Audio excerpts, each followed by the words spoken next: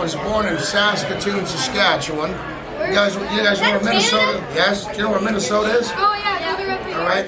Yeah. Directly north of Minnesota, about 250 miles. Saskatoon, Saskatchewan. Yes, I'm from Canada. That's on grown-ups. And I've got two children. Ask me questions. One's 20 and one's 21.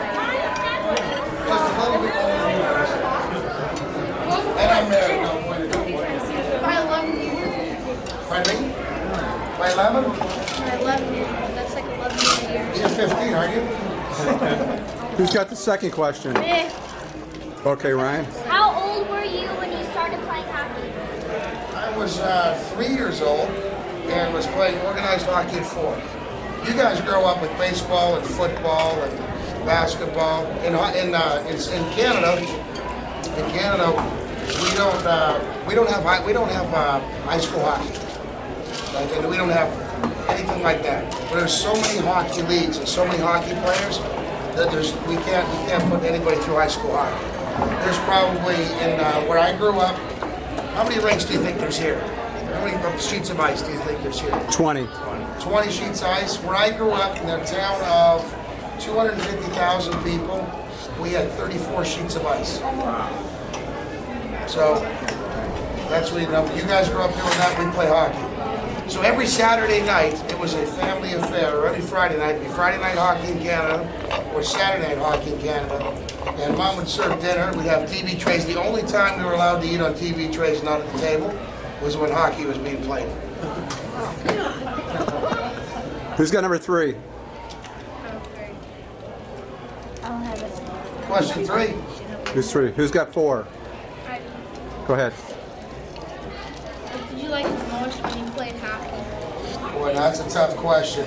I can answer it pretty easy. Can you imagine? No, well, I enjoyed that too. But can you imagine finding your dream job?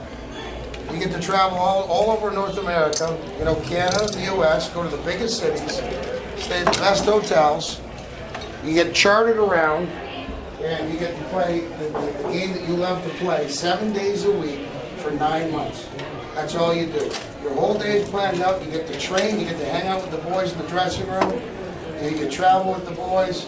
I mean, it's the most amazing job. Then on the 1st to the 15th, they give you a paycheck. And it was a pretty good paycheck, too. So what do I enjoy most? Everything. And, of course, I enjoyed fighting, so... And that was the only place in the game of hockey I didn't end up getting sued. Actually, people actually cheered, and I got paid to do it. Who's got 5? What was it like playing in front of 2,000 screaming kids? 2,000. How about 20,000? 40,000. 20,000. I feel like a rock star. If you can imagine that, for me, I didn't play a whole bunch. So, when I dropped the gloves and we fought, everybody in the rink, 20,000 people stood up on their feet and they watched you and screaming. It's an amazing feeling. It's like being a rock star. And after you're done, you go to the penalty box and it's getting played on the Jumbotron again, and then it's in the paper the next day, and it's a pretty amazing feeling. I mean, unless you've actually had the opportunity, like you guys have played in big tournaments, and you've got 300 or 400 people, watching. Imagine 20,000 people watching in the arena, and then another 500,000 people watching it on TV. It's an incredible feeling. All right, who's got number 6? What was it like playing the 3 Hall of Famers?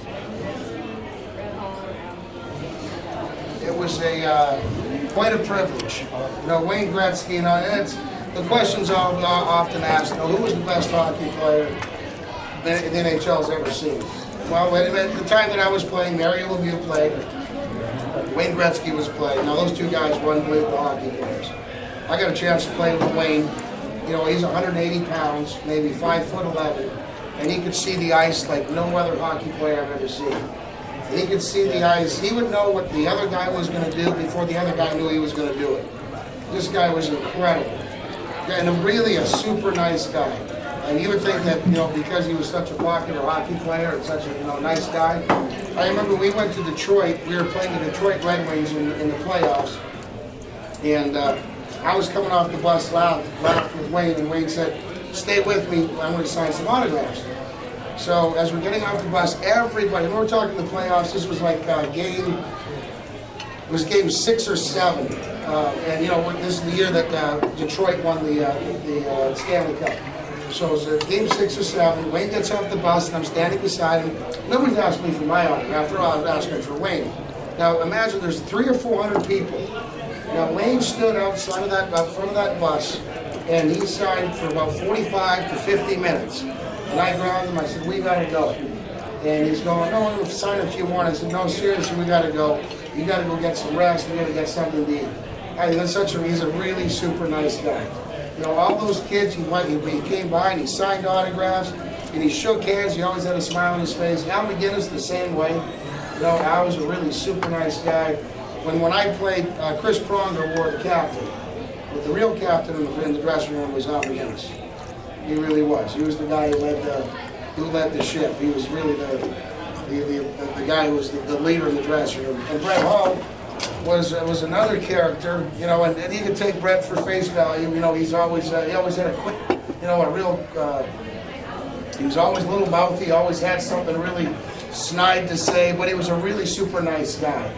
But, you know, Brett's problem was he expected us all to be as great of a hockey player as he was.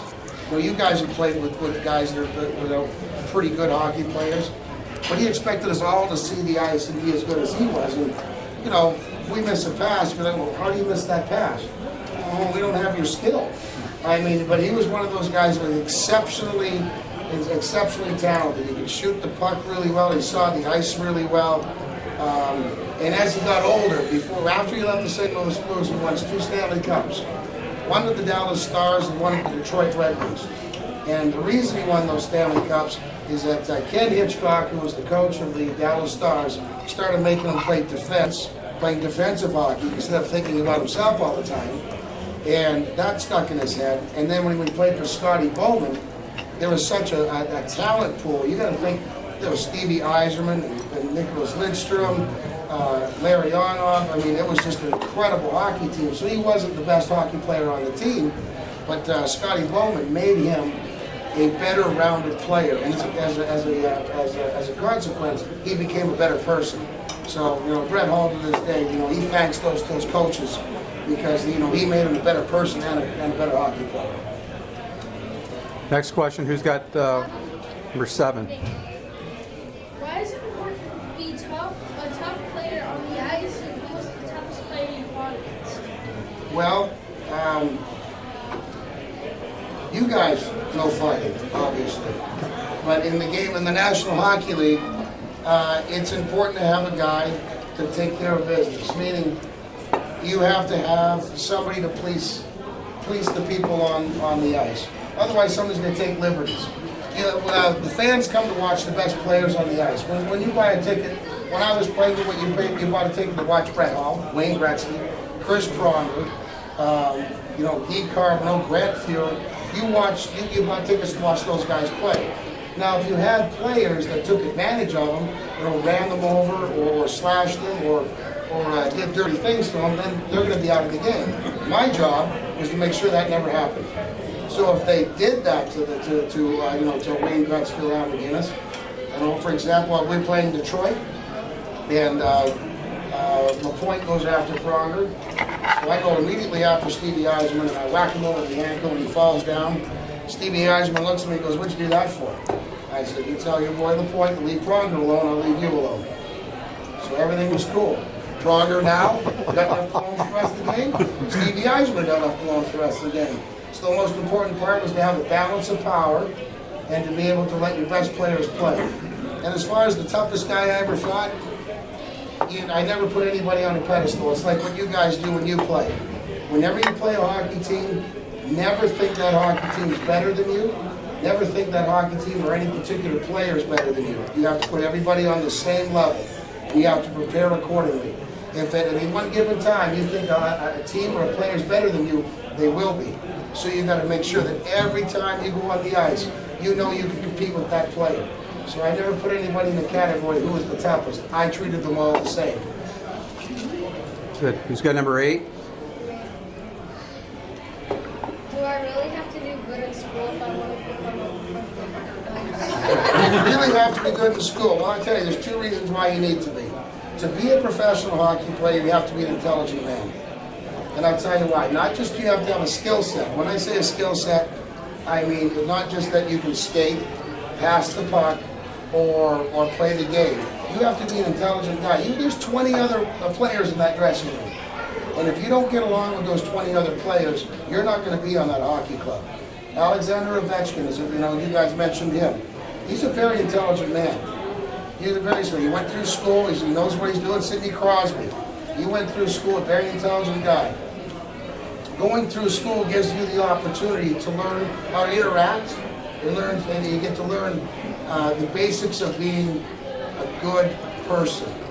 If you're a great hockey player and you're not a good person, I can guarantee this: you'll never play in the National Hockey League because the team will never want you, and the other players on your team won't want you around.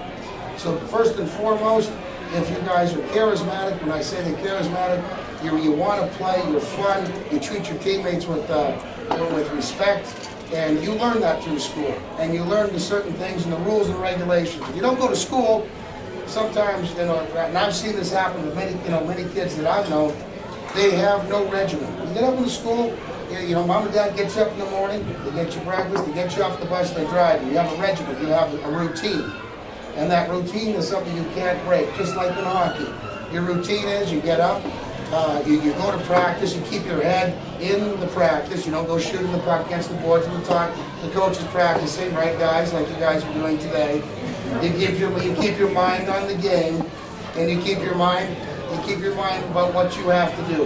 That's why school is so important. Yes, you do have to go to school to become a National Hockey League player, because it's the building blocks and the foundation that'll get you there.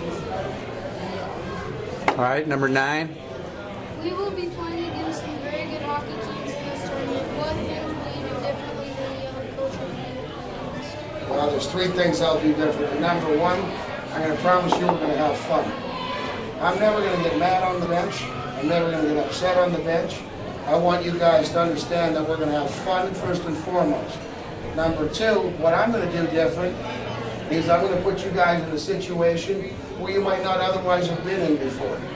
Meaning if there's a minute left in the period and we're down by a goal and you don't usually play in the power play, you may have a chance to play in the power play because it's your turn up.